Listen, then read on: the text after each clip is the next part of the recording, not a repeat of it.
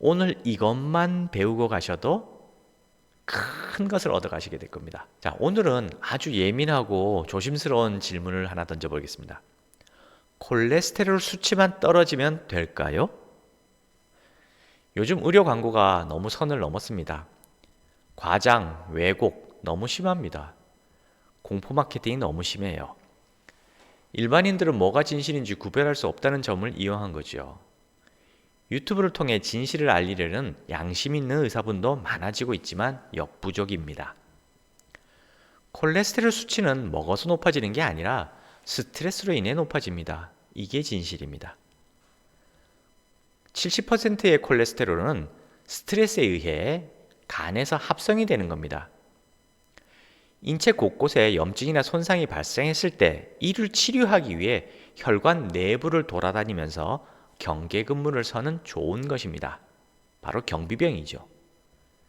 비유를 하자면 적군에 의해 방어병이 뚫리는 순간 경비병들이 거기에 몰려들어 방어하고 수리를 하게 되죠. 동시에 막사에서 쉬고 있던 병사들이 몰려 나오게 됩니다. 이게 바로 콜레스테롤 수치가 오르는 기전과 같습니다. LDL은 막사에 있는 병사들을 현장으로 옮기는 트럭에 불과합니다.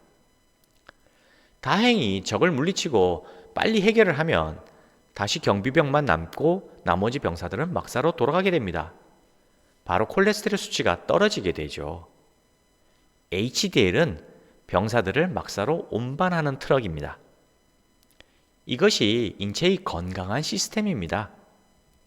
그런데 방어벽이 너무 허술하고 약하거나 수시로 좀도둑이나 적군이 들락거린다면 경비병을 늘릴 수밖에 없겠죠? 즉, 항상 콜레스테롤 수치가 높게 유지되게 됩니다. 이제 이해가 되시나요?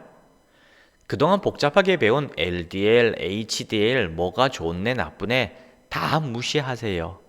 다 왜곡된 겁니다. 모두 다 우리 몸에 꼭 필요한 좋은 것들입니다. 경비병이나 트럭이 많다고 그게 나쁜 것은 아니잖아요. 인체가 필요하다 판단해서 스스로 숫자를 늘린 겁니다. 콜레스테롤은 무죄입니다. 오직 허술한 담벼락과 수시로 들락거리는 적군과 도둑이 죄인 거죠. 바로 스트레스입니다. 그리고 운동 부족, 담배입니다. 스트레스를 풀고 운동을 해야만 혈관이 건강해집니다. 그러면 콜레스테롤은 저절로 우리 몸에서 알아서 줄여줍니다. 즉 수치가 저절로 떨어지게 됩니다. 반대로 콜레스테롤 저하제를 복용하여 콜레스테롤 수치를 강제로 떨어뜨리면 어떻게 될까요? 결국 도둑놈과 적군이 침투하여 더 큰 병이 오게 됩니다. 그게 바로 콜레스테롤의 부작용입니다. 근육통, 간 손상 등등입니다.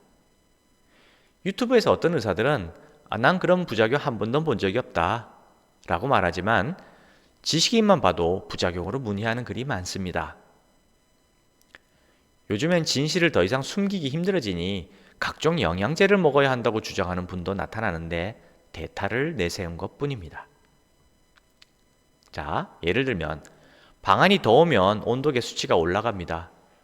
온도계 수치가 올라가면 일사병이 오기 쉽다고 말합니다.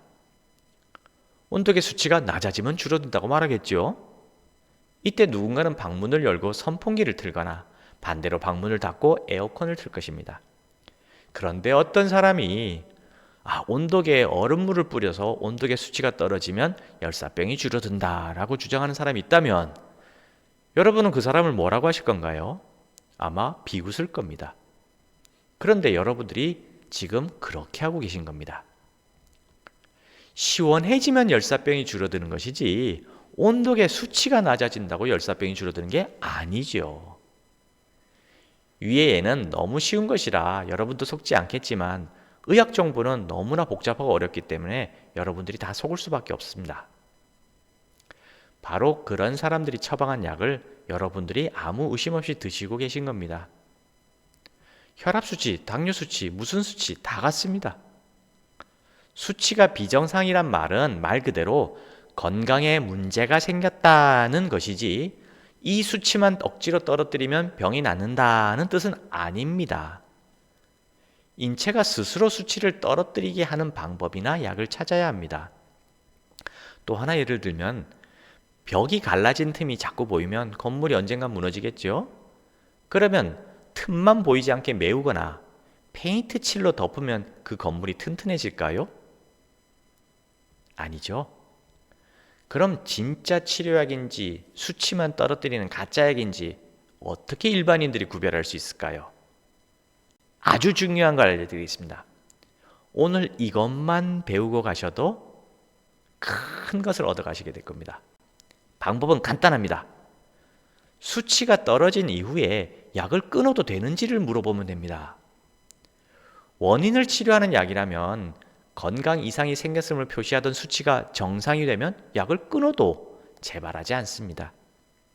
예를 들면 갑자기 체했을 때 활명수 같은 거 마시고 체한 게 내려가면 활명수 먹을 필요가 없잖아요. 원인이 해결됐기 때문입니다. 하지만 원인은 그대로인데 수치만 떨어뜨리는 약은 중단하는 순간 다시 올라가게 됩니다. 그래서 약을 끊지 말라고 하는 겁니다. 당뇨약, 혈압약이 대표적인 경우죠. 콜레스테롤 저하제도 마찬가지인 겁니다. 여러분들이 드시는 아스피린, 콜레스테롤 저하제, 각종 차단제, 혈압약 모두 다 그런 약입니다.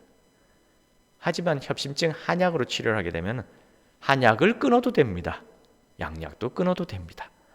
그게 바로 진짜 치료인 겁니다.